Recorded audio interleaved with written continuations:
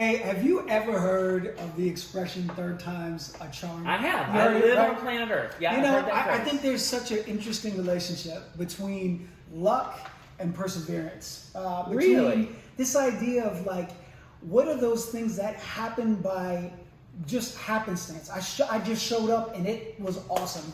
Versus those times where I've got to work at it and actually pursue it before anything comes together. What are your thoughts on that? Come on, John. Why are you trying to provoke me while the camera's rolling? Yeah, First of all, I'm trying to what do you poke mean the bear. Something Poking just the bear. happenstance.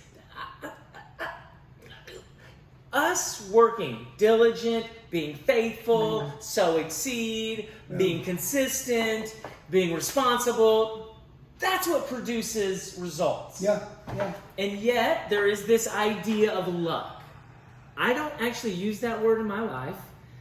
I have some sort of internal resistance. Could be my faith, could be my idea of nothing. But then my friend Jim Collins wrote a book about how luck plays into the success of things. You hear plenty of how people right time, right place. Absolutely. What do you think about it? I think it's both, right? And I know That's an easy answer. It's totally an easy answer. I think it's based in just a truth that you cannot force timing, right? When we think about right timing happening, you can't force it no matter how bad you want. This hurts, John. You saying this hurts. And so because you can't force timing, you can call it luck, you can call it providence. There are moments where the timing and my perseverance meet. And guess what? I couldn't have forced it if I wanted to. And so I think there's a lot to be said for faithfulness or resilience or perseverance. Every day, I'm always in that posture, so I'm ready for the moment that luck, charm, or providence shows up. There is this saying, the harder I work, the luckier I get. Right? There's some great attributes. People are attributed with saying things like that. That we make our own luck.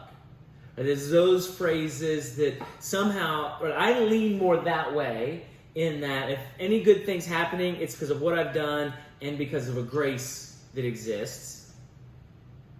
But there is this invisible, intangible. Which side would you say you lean more towards? I lean on the opposite side. Shocking.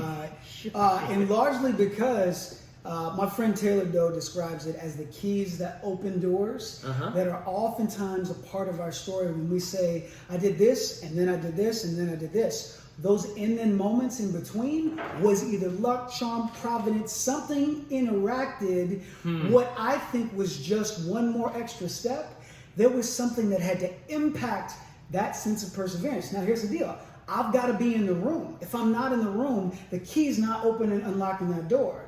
But someone else gave me a key to make that work. Something else interrupted what could have just been perseverance. Because there's plenty of people working hard. Yeah. There's not nearly as many people who are actively successful. So there's something more than just hard work. Yeah. There's got to be something that comes into my hard work and makes it exponential.